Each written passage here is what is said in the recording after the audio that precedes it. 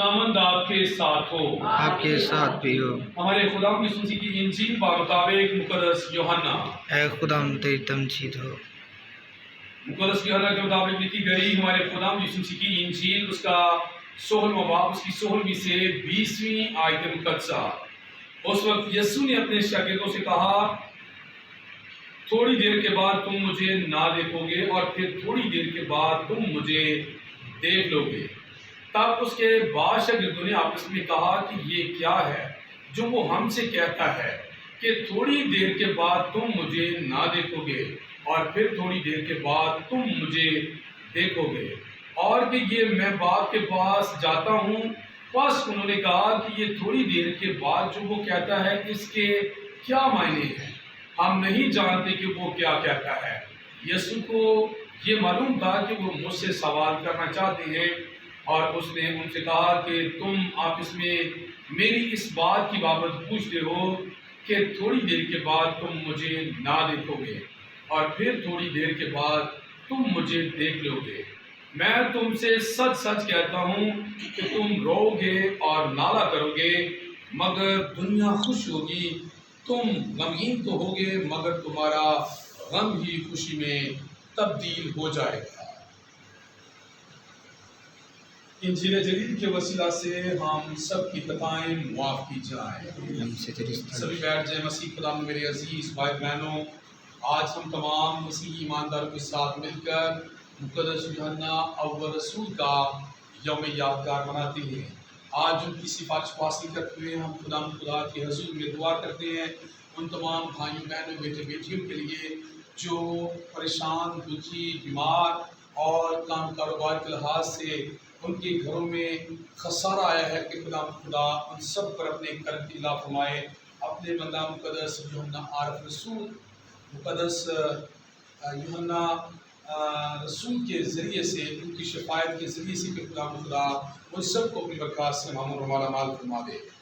مسیح خدا میں میرے عزیز بھائی بہنوں، اکثر اوقات ہماری زندگی میں ایک پل میں ایک قسم کا وقت ہوتا ہے اور اگلے ہی پل میں کسی اور قسم کا وقت آ جاتا ہے، یعنی کہ خوشی اور غم کے حوالے سے، دکھ اور سکھ کے حوالے سے، بیماری اور کمی کمزوری کے حوالے سے اور صحت یابی کے حوالے سے۔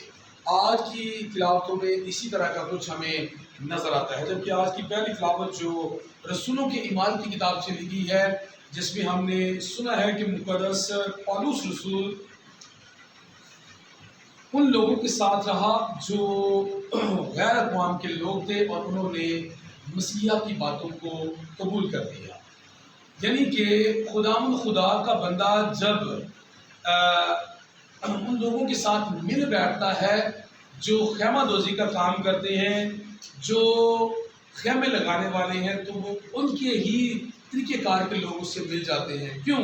اس لیے کہ پہلے وہ لوگوں میں جا کر جو یہودی اور یونانی تھے ان میں خدا کا پرچار کرتا ہے اور انہیں اس بات کے بارے میں سکھانا چاہتا ہے کہ کس طرح مسیحا مجھ پر ظاہر ہوا اور میں نے اپنی زندگی کو تبدیل کیا۔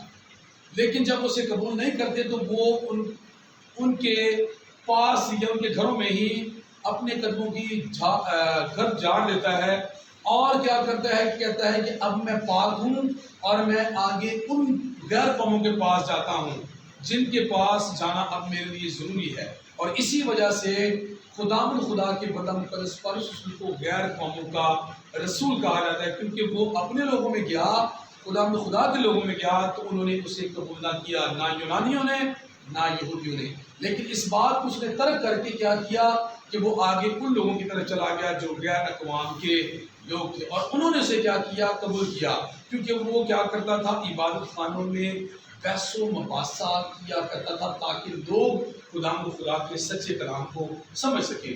آج ہمیں بھی ایسا کرنے کی ضرورت ہے کہ ہم جہاں ضرورت ہو وہ بات، وہ اصل متن خدا کے کلام کا لوگوں تک پہنچائیں جو آپ سنتے ہیں، تاکہ خدا کے نام کو جلال مل سکے۔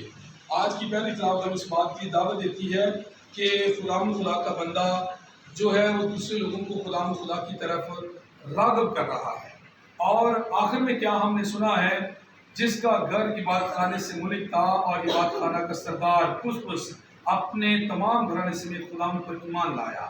یاد رکھیں کہ ایک اسلامی شخص ہے، اس کا گھر جو ہے عبادت خانے کے ساتھ ہی گھر ہے. جیسے ہمارے بھائی انور صاحب کا گھر ہے غلام خدا کے گھر کے ساتھ، اسی طرح ہمارے بھائی جاوید کا گھر ہے غلام خدا کے اس گھر کے ساتھ. تو یاد رکھیے اس سے مراد یہ ہے کہ اسی طرح کا ایک آدمی تھا جس کا نام کرسپس تھا، اس کا گھر خدا کی عبادت خانے کے ساتھ تھا، اور جب اس نے کلام کی باتوں کو سنا تو وہ ایمان لے آیا، اور اس نے پھر کیا کیا، اپنے پورے گھرانے سمیت کیا کیا، بپتسمہ پایا اور خدا کو اس نے قبول کر لیا.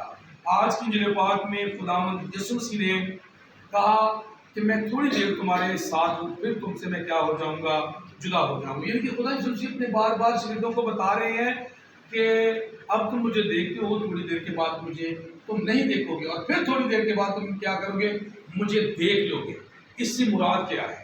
اس سے مراد یہ ہے کہ خداوند یسوع مسیح اپنے شاگردوں پر اس بات کو اجاگر کر رہا ہے کہ بھائی ایک وقت آنے والا ہے کہ لوگ کیا کریں گے، مجھے مار ڈالیں گے اور تم سے کیا کریں گے، جدا کر دیں گے.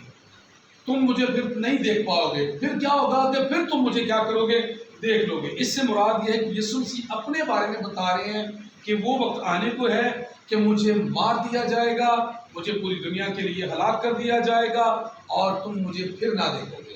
لیکن کیا ہوگا کہ پھر میں جب جی اٹھوں گا پھر تم مجھے کیا کرو گے، دیکھو گے. آئیں، آج کا کلام ہمیں اس بات کے لیے دعوت دیتا ہے کہ آخر میں یسوع مسیح نے فرمایا میں تم سے سچ سچ کہتا ہوں کہ تم رو گے اور نالہ کرو گے مگر دنیا خوش ہوگی، تم غمگین تو ہوگے مگر تمہارا غم ہی خوشی میں تبدیل ہو جائے گا. تو یہ بات یاد رکھیں کہ خداوند یسوع مسیح کے جو شاگرد تھے، جب یسوع مسیح کو وہ نہیں دیکھ پا رہے، جب یسوع مسیح کو صلیب دیا گیا، یسوع مسیح مر گئے، اور شاگرد کیا ہے کہ وہ غم میں چلے گئے، فکر میں چلے گئے. لیکن ایک دم سے ان کا جو غم تھا خوشی میں تبدیل ہو گیا. کیسے؟ جب انہوں نے دیکھا، جب انہوں نے جانا کہ ہمارا مسیحا مردوں میں سے کیا ہوا ہے، جی اٹھا ہے. تو آج کی تلاوت ہمیں اس بات کی دعوت دے رہی ہے. ہم بھی اکثر کا کسی نہ کسی وجہ سے غم اور دکھ کی حالت میں چلے جاتے ہیں، لیکن خدا فرماتے ہیں کہ تمہارا غم ہی تمہارے لیے کیا ہوگا، خوشی بن جائے گا. اور کلام میں لکھا ہے کہ مبارک ہے وہ جو غمگین ہیں، کیونکہ وہ کیا حاصل کریں گے، تسلی حاصل کریں گے. شاگردوں کو غم ملا، دکھ ملا کہ ان کا استاد، ان کا ربی، ان کا مالک ان سے جدا ہو گیا، لیکن پھر انہیں اطمینان حاصل ہو گیا، خوشی مل گئی جب خداوند یسوع مسیح ان پر ظاہر ہو گئے اور یسوع مسیح کے بارے میں انہیں پتہ چلا کہ وہ مردوں میں سے کیا ہوا ہے، جی اٹھا ہے. آئیں ہم بھی آج جگہ بجگہ اس بات کا اعلان کرنے والے بنے کہ میرا مسیحا مردوں میں سے جی اٹھا ہے. مسیح ہمارے خداوند کے وسیلہ سے آمین.